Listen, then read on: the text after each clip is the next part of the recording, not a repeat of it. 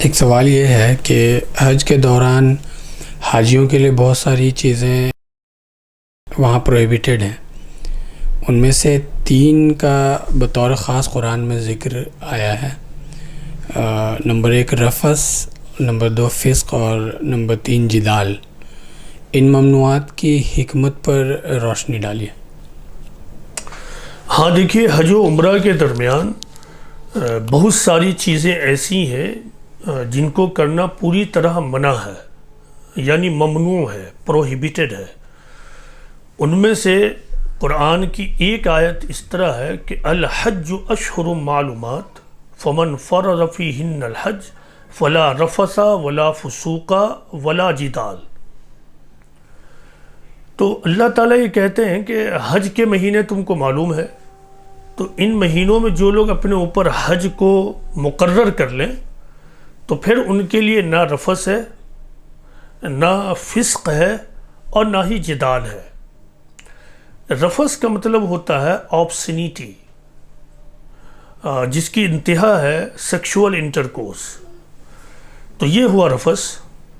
فسق کا مطلب ہوتا ہے ڈیباچری، ڈسولوشن، آوارگی، منمانہ ایکٹیویٹی کرنا.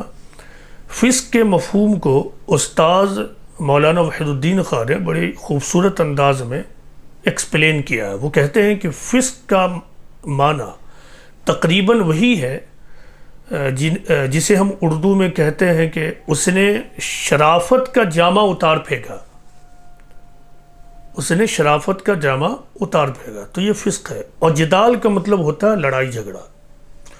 تو یہ 3 چیزیں تو بطور خاص اس آیت میں ذکر ہے کہ دوران حج یہ منع ہے. اس کے علاوہ زبان سے کسی کو تکلیف پہنچانا، جانوروں کو مارنا یعنی شکار، اور پھر اپنے آپ کو بنانا سنوارنا، یہ تمام چیزیں دوران حج منع ہے. اب غور کیجئے ان 3 چیزوں پر. تو یہ دراصل وہ بنیادی ایونٹس ہیں جو دوسری اور برائیوں کو بھی جنم دیتی ہیں. تو رفث کے ذریعہ اللہ تعالیٰ نے یہ حاجیوں سے کو حکم دیا ہے کہ دوران حج تم بد کلامی نہیں کرو گے، فحاشی نہیں کرو گے، آبسین ٹاک نہیں کرو گے. اور اس کی انتہا یہ ہے کہ جائز جو رشتہ ہے، یعنی ساتھ میں اگر وائف گئی ہے تو اس سے کانجوگل ریلیشن نہیں بنانا ہے ڈیورنگ حج. تو اس طرح جائز رشتے کو بھی وہاں پہ ناجائز بنا کر اس بات کی عادت دلوانا ہے کہ وہاں سے لوٹ کر اپنے مقام پر حاجی فحش کام اور آبسین ورک میں انگیج نہ ہو. فسق کا مطلب جیسا کہ اردو میں بتایا گیا کہ مطلب یہ ہے کہ جس نے شرافت کا جامہ اتار پھینکا. جس نے شرافت کا جامہ اتار پھینکا مطلب یہ ہے کہ جو اپنی شرافت ہی چھوڑ دے تو پھر اس سے کیا توقع کیجیے گا؟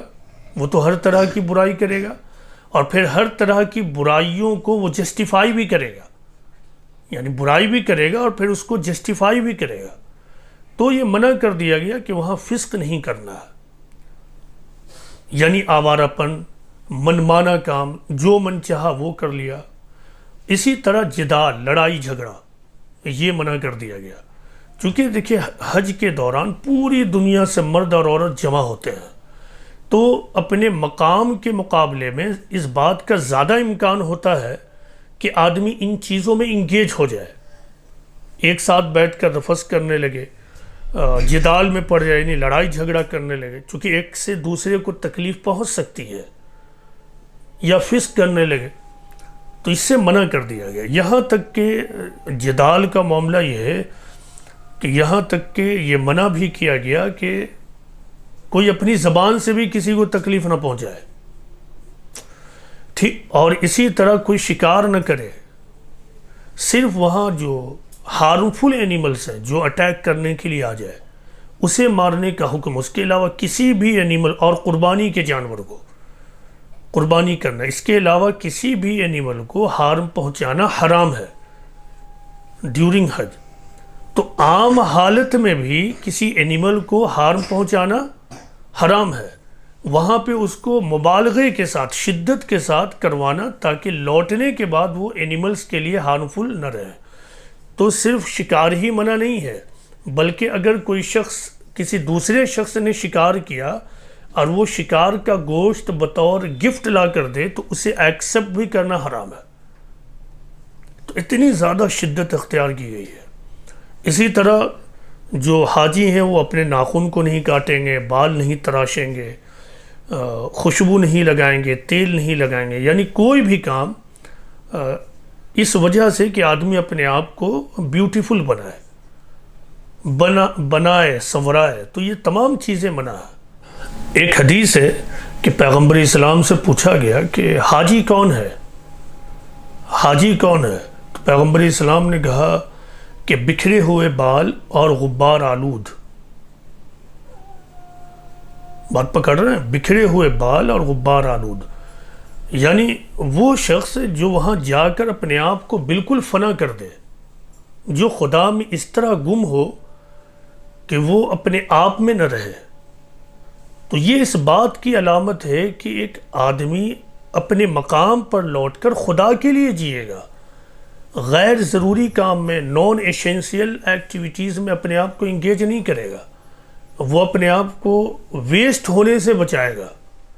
تو حج ایک اعتبار سے ہائی ڈسپلین کی ٹریننگ بھی ہے کہ ایک بلیور جب اپنے مقام پر پہنچے تو وہ ڈسپلین کے ساتھ زندگی گزارے، وہ فحش کلامی، آبسینیٹی میں ٹائم ویسٹ نہ کرے، وہ منمانی لائف نہ گزارے، فسق نہ کرے، وہ بات بات پر لڑائی جھگڑا نہ کرے، وہ ایک دوسرے کے درمیان فساد کو بڑھانے والا نہ ہو، بلکہ اپنے علاقے میں امن اور شانتی کا پیغامبر بن کر زندگی گزارے۔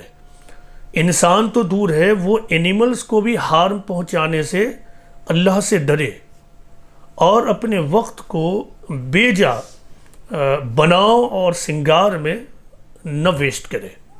تو اس طرح حج ایک بہت بڑی تربیت اور ٹریننگ ہے۔ تو جو لوگ حج کو اس طرح کریں تو وہاں سے لوٹیں گے تو ایک نئے انسان بن کر لوٹیں گے۔